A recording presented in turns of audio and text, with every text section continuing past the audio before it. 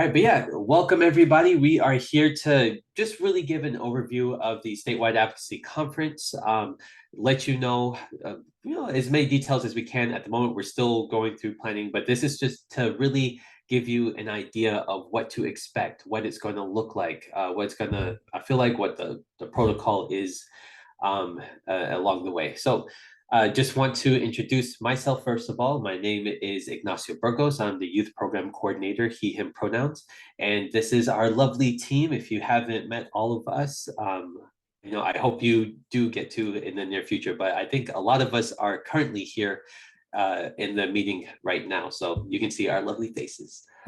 So yeah, we just want to give you a warm welcome and thanks for being here. Okay, so I'm going to go ahead and start off by talking about, the general activity, what it's going to look like, the things that we are going to be doing when you come to the Youth Advocacy Conference. All right, so the basic format, we do have a couple of things that we're going to be doing. The first thing that we're focusing on is really making it a learning environment where we're going to have a lot of opportunities for, trainings and breakouts, and we're also going to be having time to actually put that into practice, because we don't want to just have moments where we're lecturing and telling everyone the theories of the strategy change. We want to actually put into practice. We want to make opportunities where everyone can, learn and then do it, and actually be able to model some of those activities too. The other key aspect of this conference is really about building the relationship with your coalition. So we are going to provide lots of opportunities for your group to be able to get to know one another a little bit more, to be able to know how to work with one another as a team, really strategize together, because that's what you're going to be doing in in real life, in your community. So we're giving a lot of opportunity to practice that as well. But of course, we don't want to exhaust everyone. It's not all work. There is plenty of time to actually rest and just play, have fun, because that also is a part of relationship building too. So that there will be lots of opportunities to explore the area as well. The location where we are having the conference, it's a beautiful site. Happy Valley, I think it's just Happy Valley Center. Yeah, it's there's a lot to see while you're there, and get some fresh air as well. There's activities, but we'll be getting into that in just a second. So one big aspect of the advocacy conference, which is may make it actually unique, is that we do a community norm change activity. And the way that this works out, we actually have what's called a live action role play activity, or LARP. So basically, when we get there, we're going to be having times where we provide trainings, but on the second and third day, us as staff members and everyone else that's there, you're going to be taking on the roles, and we're going to have this community that's going to really be this fictitious community where we are all working towards some policy. So even us as staff members, we're going to be role playing certain roles, being community members, and even later on the third day or the fourth day where your youth participants or youth partners are presenting, we will also have staff members that will be acting as council members. And I'm hoping also we can get some youth participants or our youth board to even play a role in that as well. So something to keep in mind is that, if you are part of a bigger coalition, it's going to be more likely that you're going to just work with your own group. If you're part of a small coalition or a small group, that's totally fine. We might blend you with another group to give you a little more people, so you have a larger group to work with. But typically, the way the flow is going to go, we don't want to just front load all the information. We want to make sure that we do a presentation, we give the information to you and your youth participants, and then we do the activity. So we do that practice side. We get to practice those skills, put into action. And after that, we have moments to actually debrief, talk about what that experience was like. What are some things that we would do differently? How does it apply to the community that you are a part of as well? Okay, but I think I forgot to say this too, but the whole point that we're going through, or the whole thing that we're going through, is really learning about the cycle of advocacy, and we will be taking part in all of that. And that's kind of what this is breaking down. the first part of that cycle of advocacy is really about collecting data, getting the information, getting the information from your community, seeing what is actually taking place. How many people are smoking? What does that look like? What is the demographics of this community? And we will be able to provide some of that data, but some of it is going to actually have to be through observation. Because again, we are creating this community to where everyone can walk and engage with. I think there's even, well, I do know, there's even a store where people can go to observe as well, to collect some of that data. We are also going to be having those activities where you're not just collecting data, you're going out to do key informant interviews, you're going to go out to try to gain allies for your cause, where you're talking with key leaders in the community to be able to join your movement and be able to present to the council members as well. And then also, we're going to be talking about or providing the skills and the mapping out a strategy for how we want to approach the decision makers. What's going to be the best message to bring to them?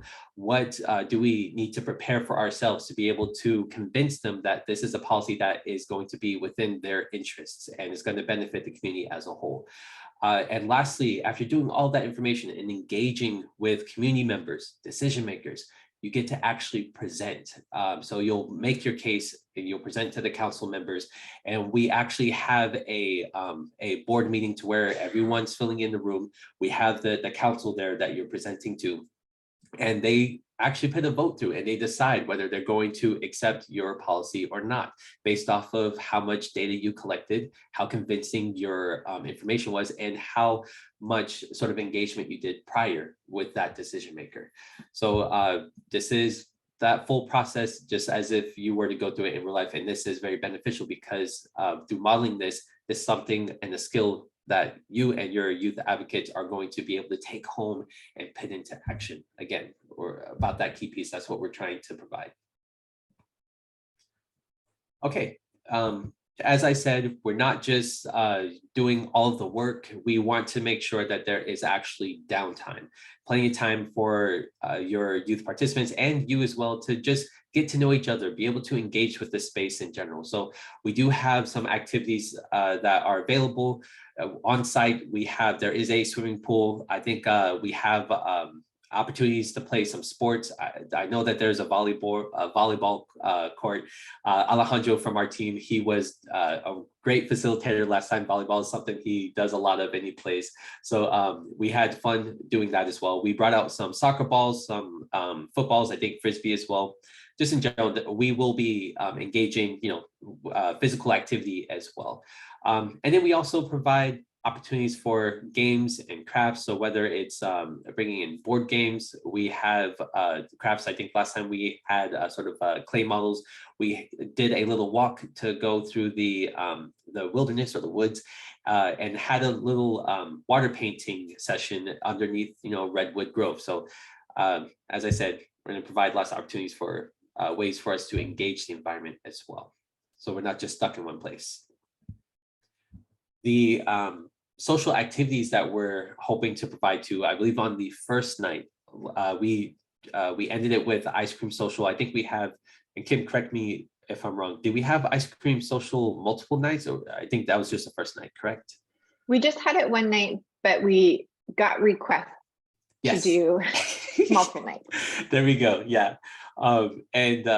So right away, it was a good vibe with the ice cream social, but we also had a campfire as well. We're going to provide time for us to sit around the fire, share stories, kind of have activities and games around there as well. And we did, and we plan to this year, have s'mores. Of course, you can't have campfire without s'mores. Another thing that we are looking to have is some sort of talent show, whether that is going to be, open mic, have poetry or anything that anyone wants to share and express with the rest of the community. So we're going to provide space for that too. And on the last night before the CNC activity, we'll kind of have a nice low key night with games, or the coalitions or groups can also finish some of their activities, but we're hoping that we're not going to be left having to complete those activities. We'll provide, again, space for that downtime. Okay. All right, so lastly, you as coordinators, this is a big question. What is your role in this space, right? So of course, you're going to be working along with your youth participants, right? And really supporting them throughout this process. So we are going to be having to lean on you for your support as a chaperone to be able to facilitate some activities as well, whether that is going to be activities where we go for a walk and go hiking, or we need someone to watch our youth participants as they're sort of playing in the pool, just make sure someone's there for safety purposes as well. And then we also are going to need a little bit of support on the campgrounds. So again, for chaperoning cabins, so we have support for the young people that are resting in the cabin rooms, and also we'll need some help with serving some of the food as well. So I think we do breakfast, lunch, and dinner. So we're asking for every coordinator to be able to volunteer for 1 to 2 meals. That way, everyone gets a chance to relax, and we kind of share that responsibility among us all as a group.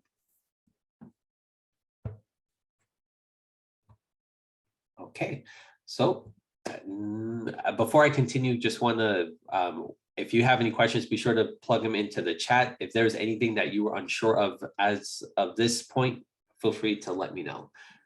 I'm going to go ahead and pass it on to Vicky as we talk about the logistics. And give me 1 sec, Vicky, giving you control now. Great. Thank you so much, Ignacio. I'm excited to go over the conference logistics with you. And there we go. We're excited to be back at Happy Valley Conference Center, and it is the Redwoods near Scotts Valley on the way to Santa Cruz. It's a beautiful, beautiful place that we've been multiple years. I know that some of you on the line were there. It's very peaceful. It's a smaller camp, so it's kind of more of an intimate area feel to it, which is great. And so we want everyone to arrive on Monday, July 17th. We're going to be registering people from 1:30 to 3:30. And then we really want everyone to stay all the way through 1 o'clock on Thursday, because I know some people last year had to leave a little early, but that's when we really do our board of directors, or not a board of directors, our board of supervisors meetings, and when the culmination of the whole CNC LARPing activity is. So really want everyone to plan to leave at 1 on that day. And everyone, CYN will be offering financial assistance for travel, and people can fly into San Jose Airport. Also, there's trains that go in San Jose, and we will be providing a shuttle. Last year, they picked everyone up around 2 o'clock from the airport and from the train, and then the shuttle brought them to the campsite. Also, we offer reimbursements for mileage up to 2 cars. But we're not going to be offering mileage to, like, if a parent wants to bring their child up separately, or those, we will only be offering mileage for 2 cars, just from our travel budget, making sure that we can stick within that budget that we have. And so if everyone could also, when we're making arrangements, we can actually do some of those booking of the flights and the trains, and we'll make sure that they're all full refundable, so that in case somebody can't come. But if your agency does it, we really want to make sure that you coordinate with Jocelyn at CYN, so that we make sure everyone's at the airport, at the train at the right time, so that they don't miss the shuttle, and that everyone gets there by 3:30 on that Monday. So staying at Happy Valley, the nice thing about this conference site compared to some of the ones that we have seen and that we visited is that the cabins are they have a bathroom attached to it. So there's no walking out in the middle of the night with all the critters that sometimes can, like there was a raccoon one year that really scared some people and some bats. So the nice thing is it's all right there. The cabins have the bathroom and the showers right connected to their rooms.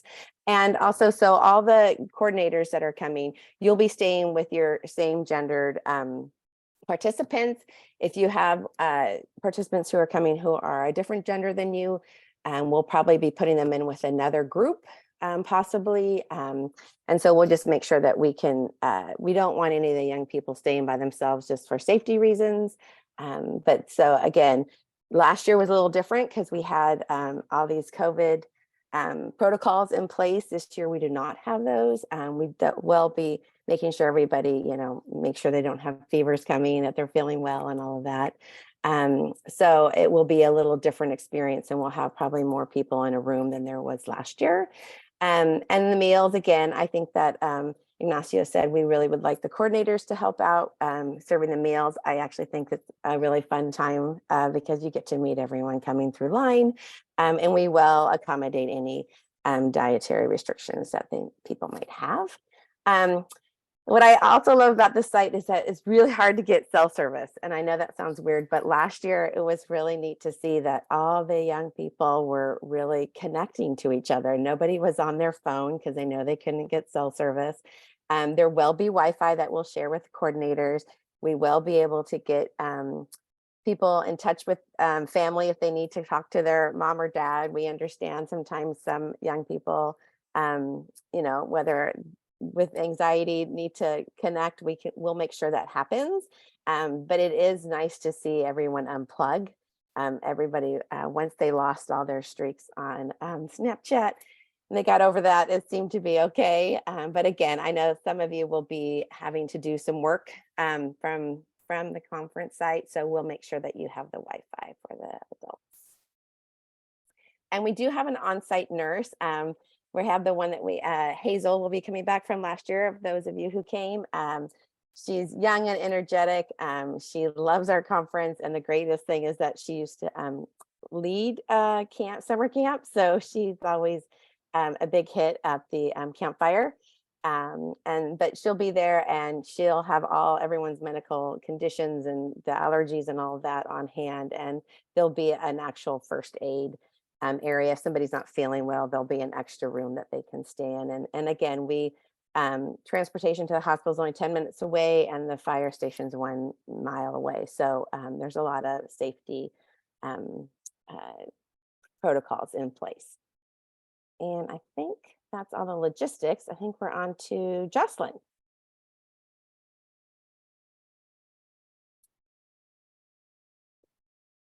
Right, Jocelyn, I'll give you control. Thank you. All right. I think it needs a second. Okay, there we go. All right. Hi, everyone. I will be going over the registration steps on how to register not only your coalition, but your youth as well. So the first step you want to take, if you haven't done so already, is to register your youth coalition through SurveyMonkey. So there's a few ways to go about finding this link. You can go ahead and scan this QR code. You can take a picture of it, save it for later, or you can go on our website under our events tab, and you will find a registration button once you find our event for the Statewide Youth Advocacy Conference. This form will be to register your coalition. It's going to ask you questions about yourself. That's also where you're going to let us know if you need financial assistance. It's going to have a box for you to check off. So we ask any coordinators that are coming to fill this out. So say if you have 2 coordinators that are coming with your group, we need each of them to fill out their information so that we can have everyone's contact information and shirt sizes, things like that. So the deadline for this is June 9th. So I believe that's about a few weeks away. So this is the most important step to let us know that you are interested in coming. So once you've registered via SurveyMonkey, that lets us know that you're interested in coming, and you will then be receiving an email from me within a few days of you registering via SurveyMonkey. And in that email, there's going to be a bunch of links. One is very important, and it's going to be this custom link to a Google Sheet. And that link is very important because that is where you will be registering your youth. So it's going to look something like this right here. I kind of made it easy to follow. The light magentas for adults. So if you want to put your name, and when your other coordinator registers, they'll receive the same email and they can put their name and information. And this is where you're going to put your youth's information to let us know that you have youth that are coming, and this deadline is June 23rd.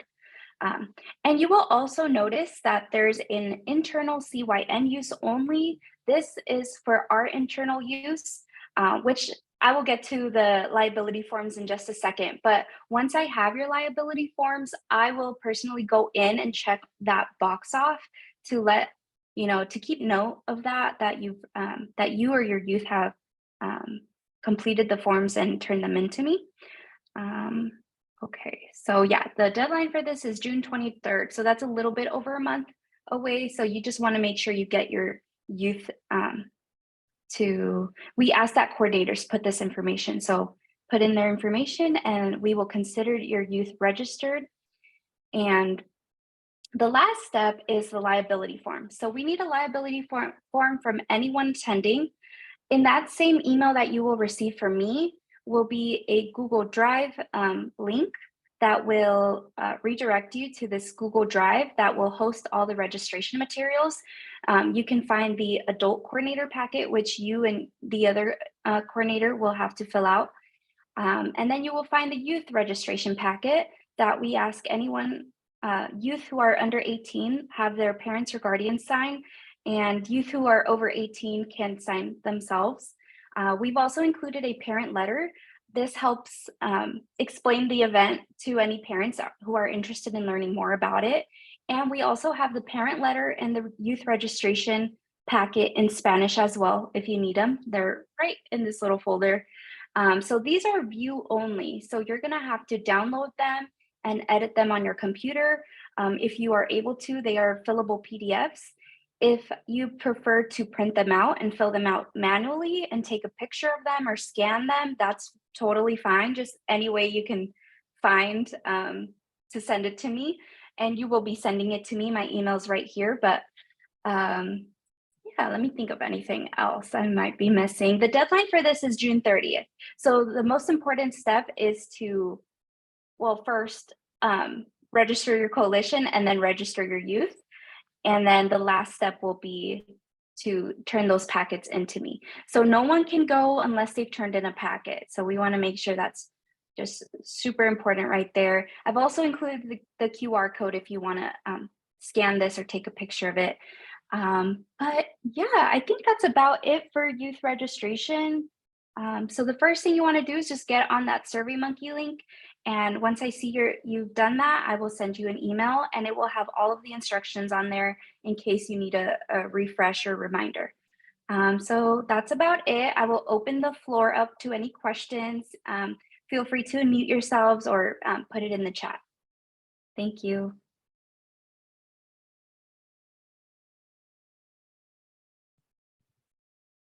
Hi, Jocelyn. I have a question. It says only is it 9th through 12th grade. So if they're graduating this summer, they wouldn't be, they couldn't attend? I can answer that. So that's a great question. So we have kind of a gray area with young adults. If they are young adults, 18, 19-year-olds that are going to continue to work with your youth coalition on community-based policy efforts, then yes, they can attend as a youth partner. So if it's an 18-year-old who's graduating from high school, but they're still going to be working as a peer with the youth coalition, then they'll be registered as a youth.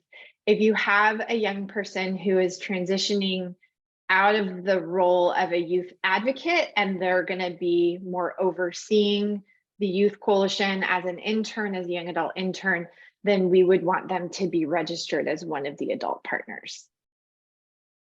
Okay, thank you. That was great help.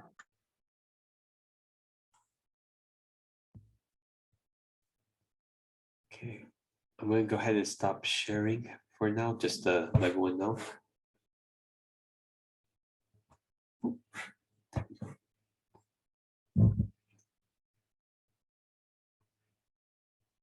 Were there any other questions? Yeah, no, I didn't see any more in the chat either.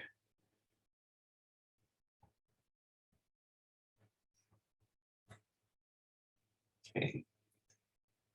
And just one thing that we didn't cover in this, and this is intentional. So if you've come to one of our conferences in the past, if not, then you'll learn this. But when we go through the community norm change activity, as Ignacio shared, this is a really different conference experience than when you go to a conference and get some general education. The intention of this conference is to teach advocacy and then create a safe space to practice it, so that when young people then go into their communities and do these advocacy efforts, that it's not hopefully as scary as not going through this process. And so in order to do that, we always select 2 policy outcomes that coalitions will have to select which path they want to go. Last year, for the last few years, we've really focused on smoke-free outdoor areas and on flavor ban in the retail space. And now that California has implemented SB 793,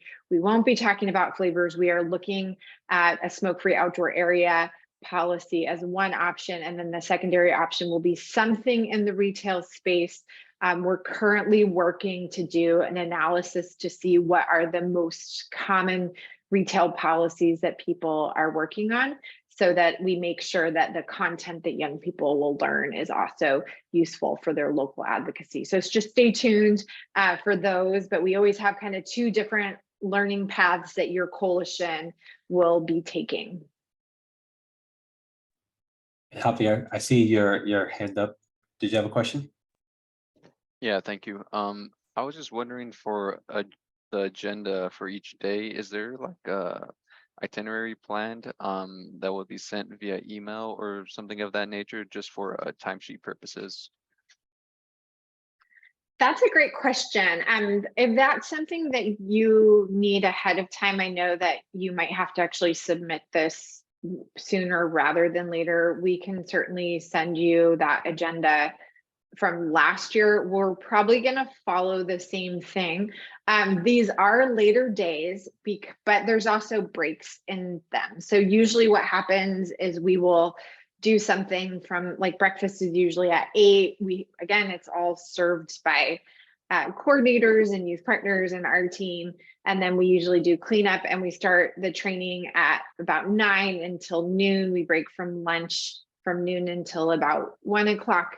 We do an activity for a couple of hours, and then we have free time from usually, I think it's usually about 3 to through dinner. And then we come back and we do some social activities. And so, except for on Wednesday, there is more activities after dinner. So they are long days. They are longer than an 8-hour day, but lots of breaks in between. So you will have to work to figure out what your timesheets will look like. So we can send last year's agenda so you can get that sense of it if you're interested in that. Also, what we always do before the time that we all gather together in Santa Cruz is we have another webinar for all of the coordinators who are attending to talk through the very specific logistics of how to get there, how to get into the gate, what to expect with your role. This year, we're also going to be doing a pre-training of the community norm change process and how to use the content and the materials to kind of help you through the entire activity. It's a very intensive week. We're taking a policy campaign you would do in a year or 2 and putting it into 3 days. So there's going to be pre-training. And when we do that first coordinators webinar, we'll have a final agenda for this year's event. And Kim, I just wanted to add something that we forgot to talk about is that, and we'll go more into this when we have everybody who's coming and we have that other webinar, is that once you're there and you can't leave. Like we're there for 4 days. And so just to know that and be that in your headspace, that it's not like you drop off, you do the activities and then you leave. It's everybody's there having the conference experience together. And just for safety reasons and for us to know where everyone is at all times, we're all staying on the conference site. And then to answer the question in the chat box about multi-unit housing, that's a great question, Dulce. So we are very prescriptive and then not prescriptive with the activities. And so What our goal for this conference is for you all and your youth partners to get the experience that you will use when you return back to your community. And so last year, even though we said smoke-free outdoor air was the focus, the reason that we do the smoke-free outdoor air policy specifically is because of we can do data collection really well with that. You can do data collection in housing as well, but it's a lot easier to do like a park cleanup, which is the data collection activity that we do. But we had some youth and some coalitions that were like, hey, we're doing a smoke-free outdoor air ordinance, which is inclusive of multi-unit housing. We're like, great, add that into your ask. So they added that into their ask, and they went and they asked the Board of Supervisors, hey, we want a comprehensive outdoor air ordinance and we want it to include housing. So you get to make it your own and do it how you see fit. And then what we do on the back end is if you say, hey, we're adding this housing piece, we want some information on housing, then we come and we'll provide you that direct support and that assistance to help you through the process. We did this last year. One of our tribal partners was there and said, hey, we're working on a smoke-free campgrounds policy within our tribal community. And we're like, great, we'll shift things to make it work for you. So yes, for housing, if that's what you want to add. The only reason we're not generally focused on only housing is because more jurisdictions are working on outdoor air, and that data collection piece is easier to replicate at the conference experience. Awesome, thank you.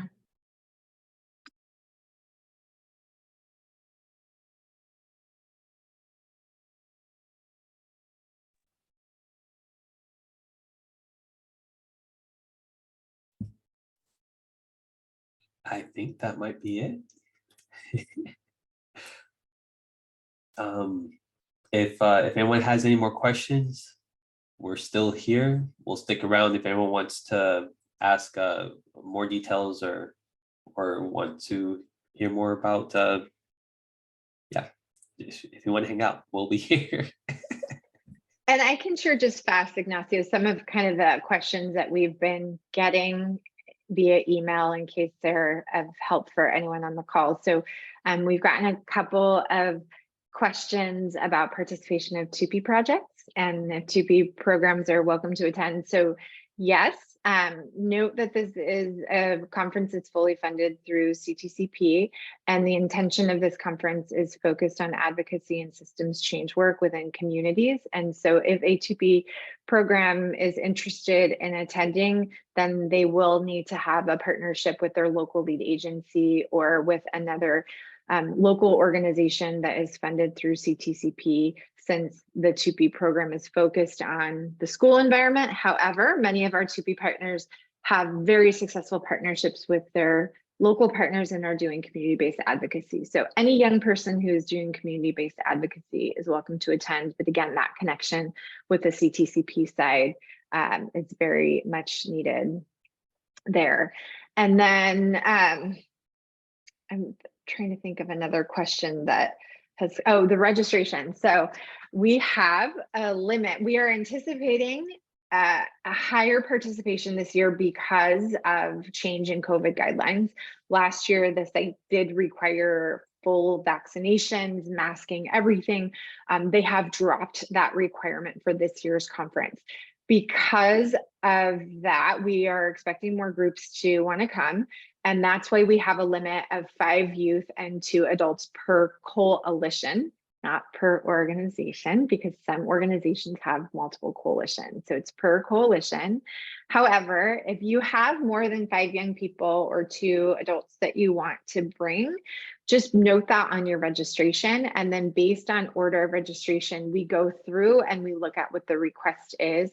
We will notify you after registration closes. We won't have an idea on space until after that time.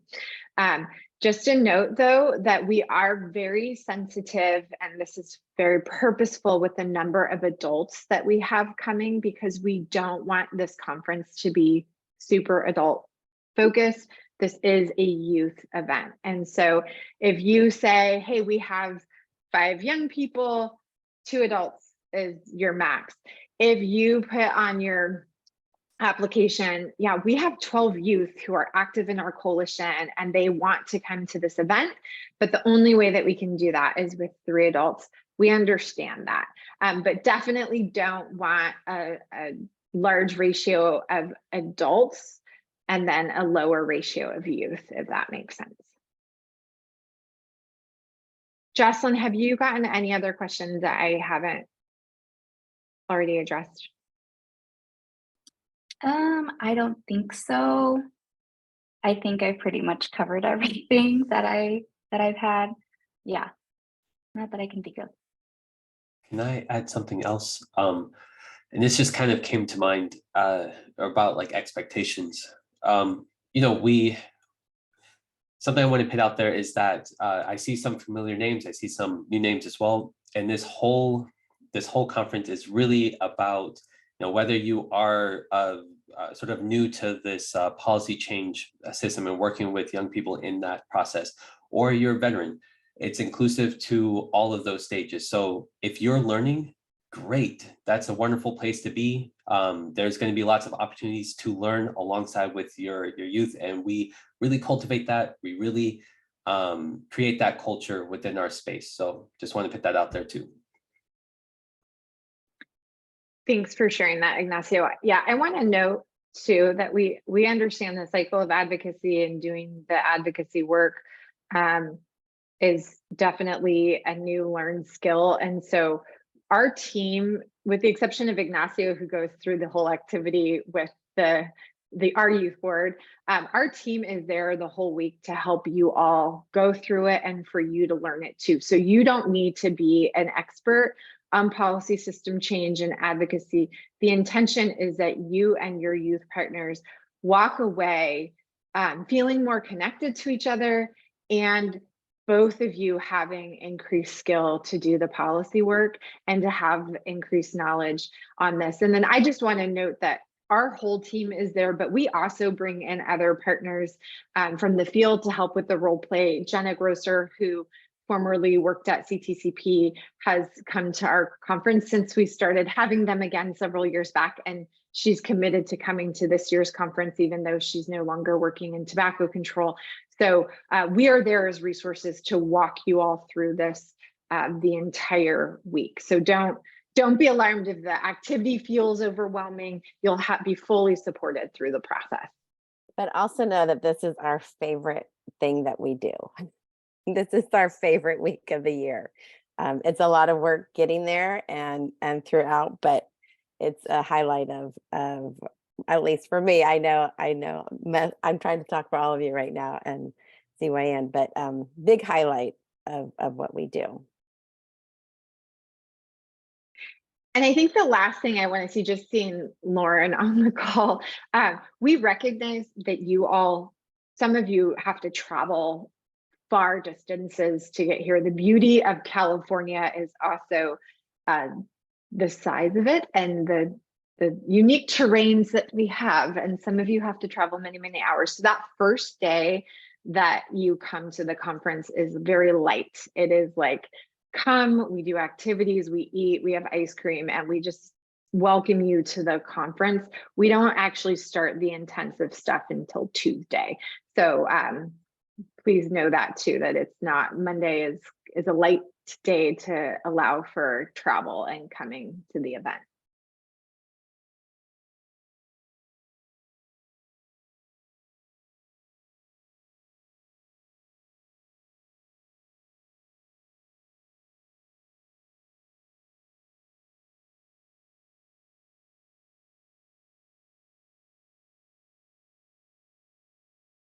Okay, well, I think that's it. We'll stick around, but thanks everybody for joining us today.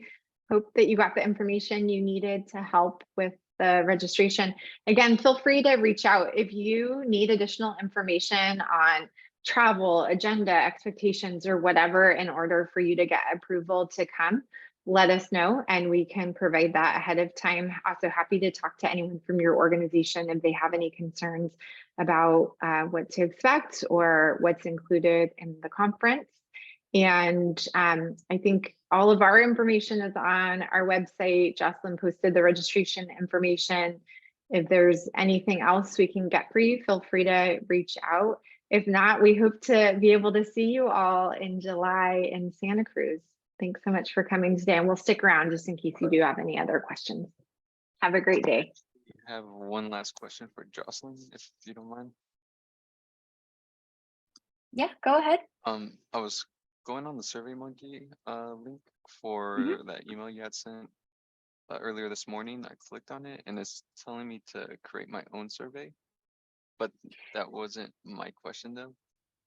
If I have another colleague that's going to be attending, is it that same form that I had already filled out? Like, so It is.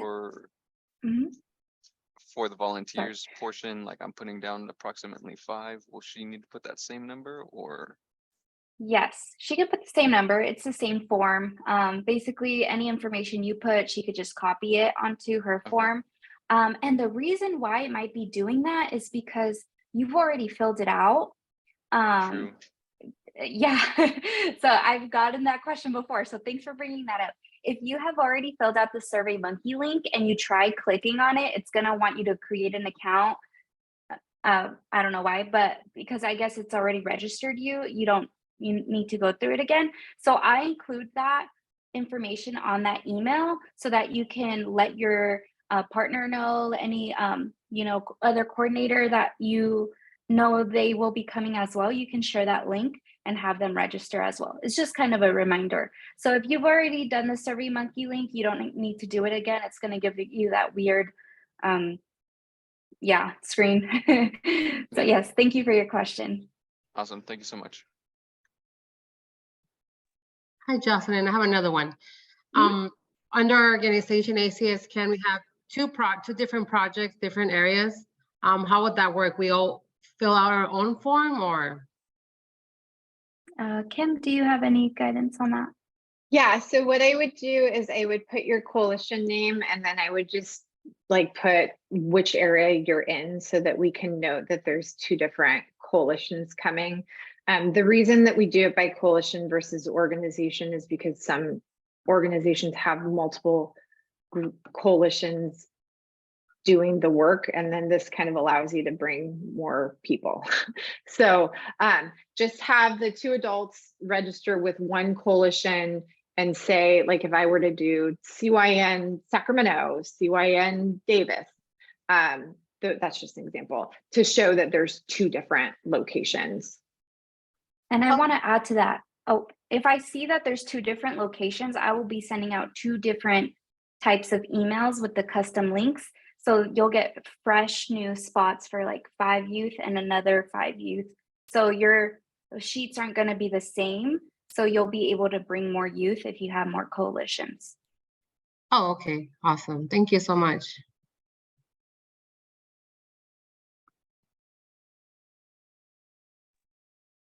Anyone else? I just wanted to say thank you all so much. I've been taking notes galore because I do have 2 youth in mind who would really love to attend. And I guess my question would be is some of the youth that I work with, they are not out with their parents. So when receiving a letter, it's totally okay for our organization to not be included, only to protect that specific youth. And I know that it happened with Youth Quest as well. So I just wanted to say that I appreciate you all and all the work that you do and all the efforts that you all go through and that we all go through to protect those who need that protection.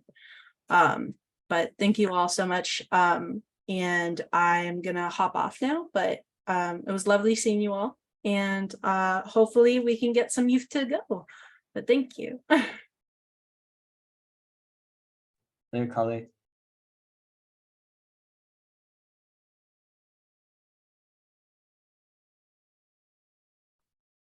Okay, well, thanks so much, everybody. Have a great day. And again, feel free to reach out via email and ask any other questions that might pop up after this call.